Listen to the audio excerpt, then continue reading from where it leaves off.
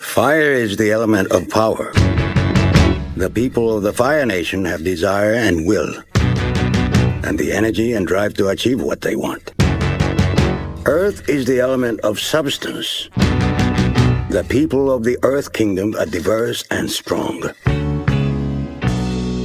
Air is the element of freedom. The air nomads detached themselves from worldly concerns and found peace and freedom. Water is the element of change. The people of the water tribe are capable of adapting to many things. They have a deep sense of community and love that holds them together through anything. Why are you telling me these things? It is important to draw wisdom from many different places. If we take it from only one place, it becomes rigid and stale. Understanding others, the other elements, and the other nations will help you become whole. All this four elements talk is sounding like Avatar stuff. It is the combination of the four elements in one person that makes the Avatar so powerful. But it can make you more powerful too. You see, the technique I am about to teach you is one I learned by studying the waterbenders.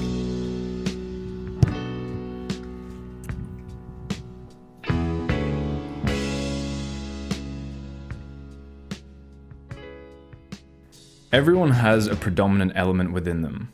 Most of us over-rely on the element we're strongest in to do everything for us, until it fails.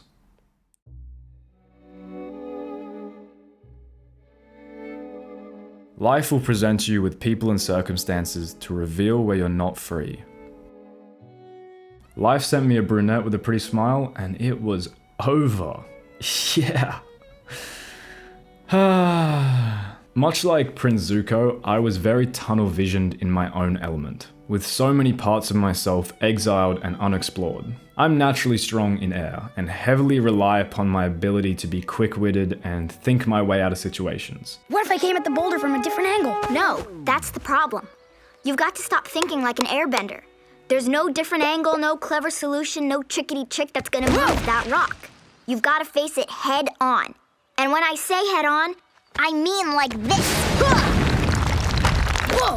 And although I can think quick, I also get stuck in vicious thought loops that spiral uncontrollably because I don't have the grounding ability to regulate and contain them. And so what is my greatest strength is also my greatest weakness if left unchecked. But every element is its own double-edged sword. Water has depth, but can drown you. Fire is powerful but unwieldy. Earth is stable but can keep you stuck, and air feels like flying but get too high and you suffocate. So the point of today's video is to learn how to wield all the elements in a way that synergizes together to multiply your potential instead of dilute it.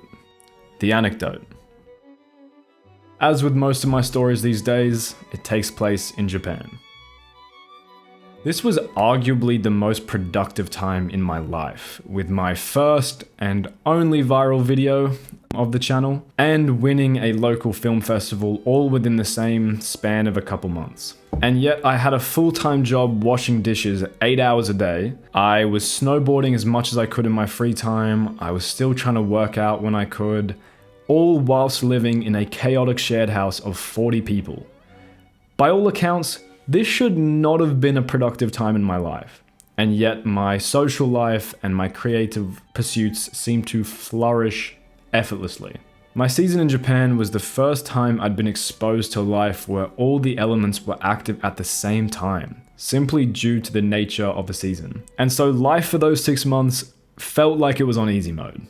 Everything just seemed to click into place. But you don't need Japan or a season to do this, I just happened to stumble upon it there. All you need is a little bit of intentionality and design. The formula. Each element offers a different part of ourselves to be explored. And just as every person has a predominant element within them, so does every activity.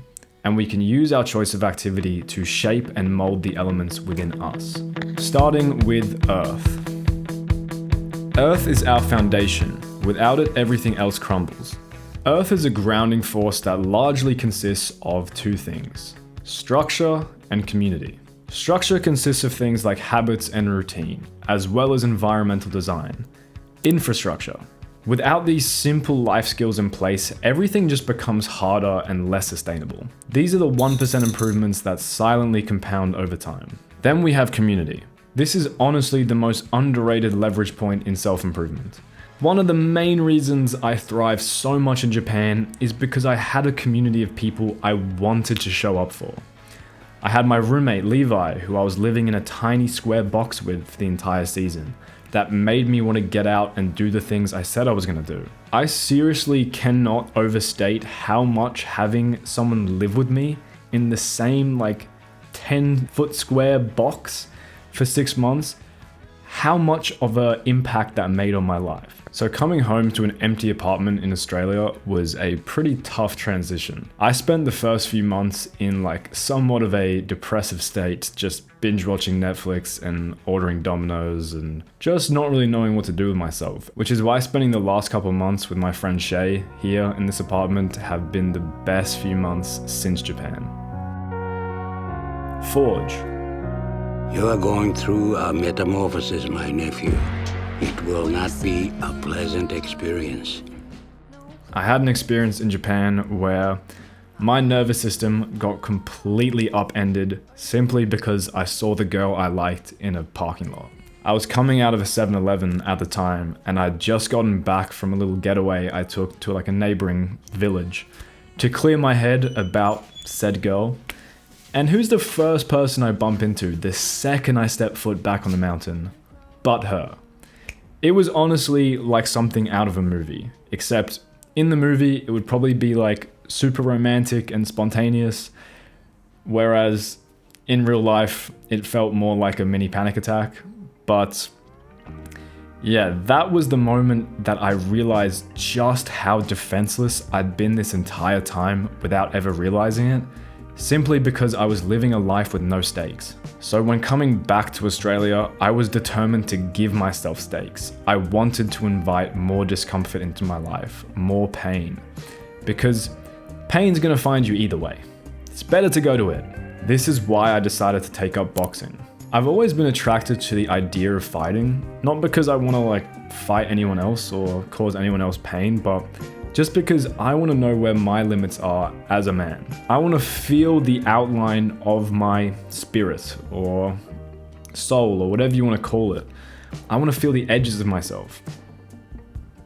For so long, I lived too deep within the walls of my comfort zone that I didn't even know where they were. But when you metaphorically throw yourself into the fire and endure it, you forge yourself into a stronger, more purified version of who you used to be. Fire is the focal point of my current season, as it's probably my most neglected and underdeveloped element.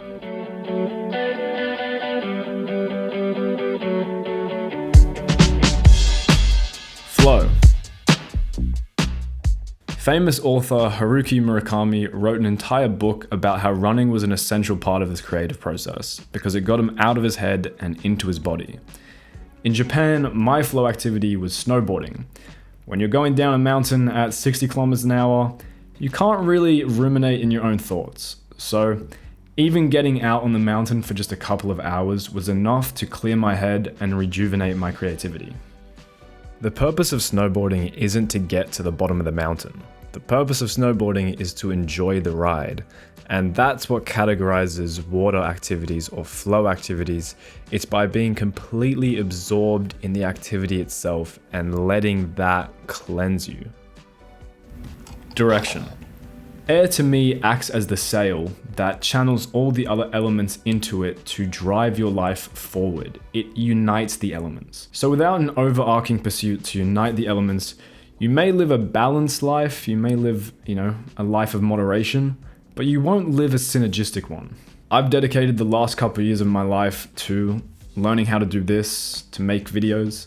That's what I'm passionate about. Because you can film pretty much anything. So doesn't matter where my life goes or what I choose to do with my time, what I choose to explore, this can always come along and document it. So this will forever be useful. But the problem I faced before was that I was so identified with my ability to make videos that This was all I'd think about, and this was all I would do.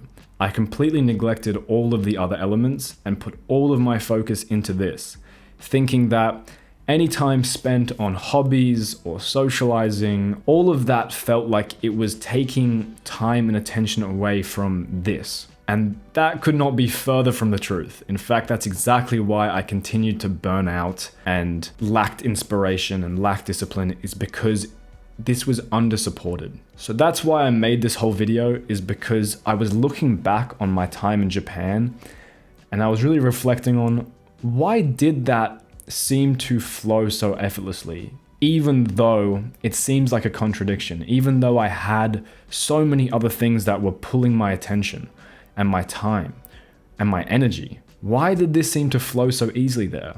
And at first, I just kind of chalked it up to like, oh, I was in a different country and around new people, and that just sparked inspiration. And yes, that is definitely part of it, but I also think it was due to the structure of having all of these different components of life synergizing together at the same time. So I'm trying to rebuild that now in my own life in Sydney, in Australia. Oh yeah, the only other thing I would say is that, like in the show, I explored this seasonally. So Aang, the protagonist, the Last Airbender, he didn't learn all the elements all at one time. He learned them sequentially. He learned them one at a time. I don't want this video to stress anybody out or like make you feel like you're not doing enough and that you need to just have all of these in your life immediately. In fact, it took me years just to learn about simple habits like setting a bedtime and drinking enough water and blah, blah, blah. It took me years to just develop these first creative skills that then led to my success in Japan. Without those chapters, without those seasons, I never would have had that success I found in Japan in the first place. What if I'm not powerful enough? I don't know the answer. Sometimes life is like this dark tunnel. You can't always see the light at the end of the tunnel, but if you just keep moving, you will come to a better place.